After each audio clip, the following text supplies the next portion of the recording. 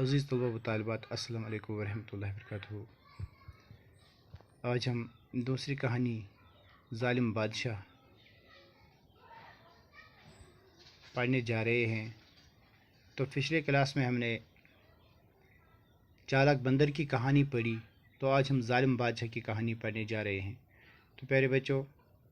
ظالم جو ہے، ظالم کا لفظ استعمال، ظالم کے معنی ہے ظلم کرنے والا۔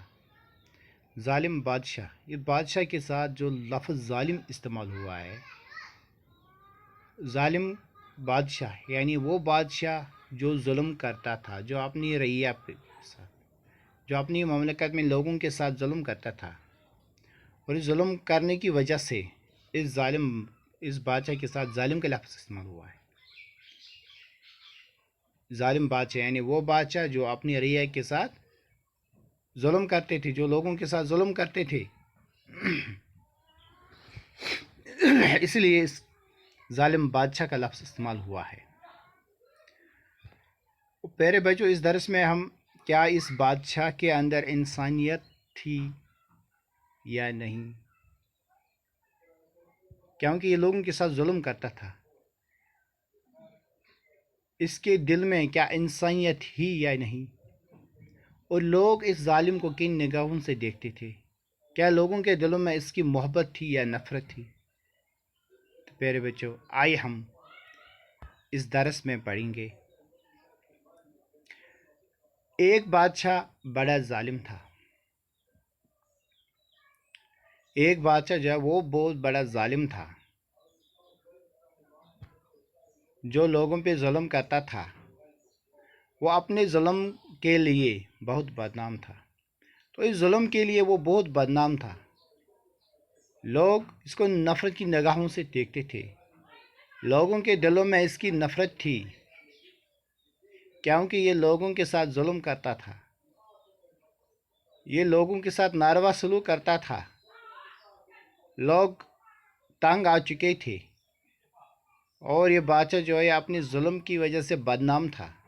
یہ لوگوں میں بدنام تھا، اس لیے اس کو ظالم بادشاہ کہتے ہیں۔ اور اسی زمانے کی بات ہے، اسی ظالم بادشاہ کے زمانے کی بات ہے، اسی ظالم بادشاہ کے زمانے کے اسی دور میں اس کے شہر میں ایک بزرگ رہتے تھے۔ تو اسی بادشاہ کے زمانے میں اس کے شہر میں ایک بزرگ رہتے تھے۔ سب امیر و غریب دل سے ان کی عزت کرتے تھے۔ تو سبھی لوگ، چاہے وہ امیر ہو یا غریب ہو، تو سبھی لوگ اس بزرگ آدمی کی عزت کرتے تھے، اس بزرگ آدمی کے ساتھ محبت سے پیش آتے تھے۔ بزرگ جو کچھ کہتے تھے سب لوگ توجہ سے سنتے، اور یہ بزرگ آدمی جو بھی کچھ کہتا تھا تو سبھی لوگ توجہ سے سنتے تھے، تو سبھی لوگ شوق سے سنتے تھے۔ ایک دن کچھ لوگوں نے بزرگ سے کہا، ایک دن ایسا آیا کہ کچھ لوگوں نے اس بزرگ آدمی سے کہا، اس نیک آدمی سے کہا کہ ظالم بادشاہ کو آپ ہی کچھ سمجھائیں تاکہ ظلم کرنا چھوڑ دے۔ تو لوگوں نے کیا کہا کہ اس ظالم بادشاہ کو آپ ہی کچھ سمجھائے۔ انہوں نے اس بزرگ آدمی سے کہا کہ آپ تو بہت بڑی نیک ہیں، آپ اس ظالم بادشاہ کو سمجھائیں تاکہ یہ ظلم کرنا چھوڑ دے۔ اس بزرگ نے جواب دیا، اس بزرگ نے ان لوگوں کو جواب دیا، سچی باتیں سچے آدمی ہی سنتے ہیں۔ تو کیا کہا؟ جو سچی باتیں سچے آدمی ہی سنتے ہیں، حق کی باتیں حق ماننے والے ہی سنتے ہیں، سچی باتیں سچ ماننے والے ہی سنتے ہیں، اور جھوٹی باتیں جھوٹ ماننے والے ہی سنتے ہیں۔ یعنی جو سچی باتیں ہیں یہ وہی لوگ سنتے ہیں جو خود سچے ہوتے ہیں، جو خود سچ بولتے ہیں۔ جو آدمی محبت، دوستی اور نیکی کی باتیں چھوڑ کر دشمنی کرنے لگا ہو، اس پر کسی بات کا اثر نہیں ہوتا۔ جو نیکی کی باتیں چھوڑ کر جو آدمی محبت، جس کے اندر محبت نہ ہو، جس کے اندر دوستی ملنسار نہ ہو، جس کے اندر بھائی چارگی نہ ہو، جس کے اندر ہمدردی نہ ہو، اور نیکی کی باتیں چھوڑ کر، اور جو نیکی کے راستہ چھوڑ کر، جو نیکی کی باتیں چھوڑ کر دشمنی کرنے لگا ہو، جو نیکی کو چھوڑ کر ظلم کرتا ہو، جو نیکی کی راہ چھوڑ کر ظلم کی راہ اختیار کرتا ہو، جو نیکی کو چھوڑ کر لوگوں کے ساتھ دشمنی کرتا ہو، جو ہمدردی کو چھوڑ کر لوگوں کے ساتھ ظلم سے پیش آتا ہو، تو اس پر کسی بات کا اثر نہیں ہوتا، تو اس پر کسی چیز کا، کسی بات کا اثر نہیں ہوتا، کیونکہ اس کے اندر، انسان کے اندر محبت، دوستی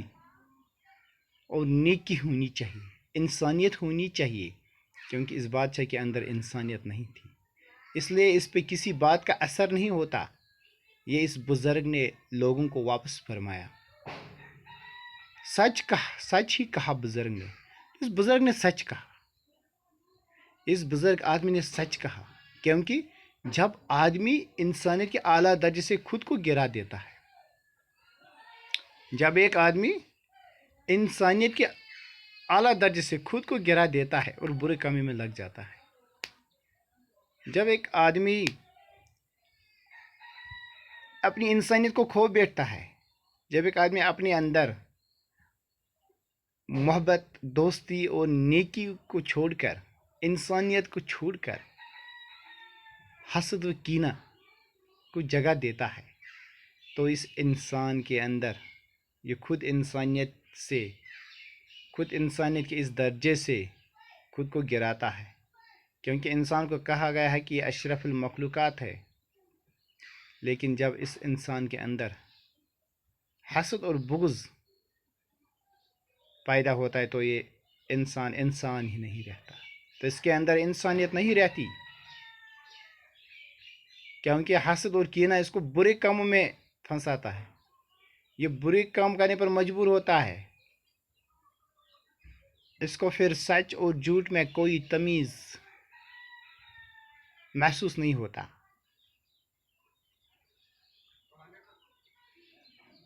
کیونکہ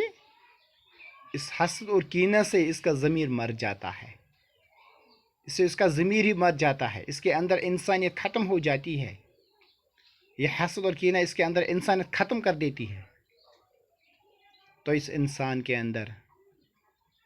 جب انسانیت ختم ہوتی ہے، جب ہمدردی ختم ہوتی ہے، اس کا ضمیر مر جاتا ہے، اور کسی بھی نیک بات کا اس پر کوئی اثر نہیں ہوتا۔ جب اس کا ضمیر مر گیا تو اس پہ کسی بھی نیک بات کا اثر نہیں ہوتا، تو نہ ہی وہ نیک بات سننے کے لیے تیار ہوتا ہے۔ تو پیارے بچوں، اس کہانی سے ہمیں یہ درس ملتا ہے، یہ نصیحت ملتی ہے کہ ہمیں اپنے اندر ایسی اوصاف پیدا کرنی چاہیے کہ لوگ ہمیں عزت کی نگاہوں سے دیکھیں، کہ لوگوں کے دلوں میں ہماری محبت ہو، اور اس کے ساتھ ہمیں اللہ کی خوشنودی بھی حاصل ہوگی۔ ہمیں وہی کرنا چاہیے جو ہمارے رسول صلی اللہ علیہ وسلم نے کر کے دکھایا ہے، ہمیں اسی کے نقش قدم پہ چلنا چاہیے، کیونکہ ایک انسان کے اندر جب حسد اور بغض پیدا ہوتا ہے تو وہ اس نیکی کی راہ کو بھول کر گمراہی کی راہ اختیار کرتا ہے، تو وہ انسانیت کو بھول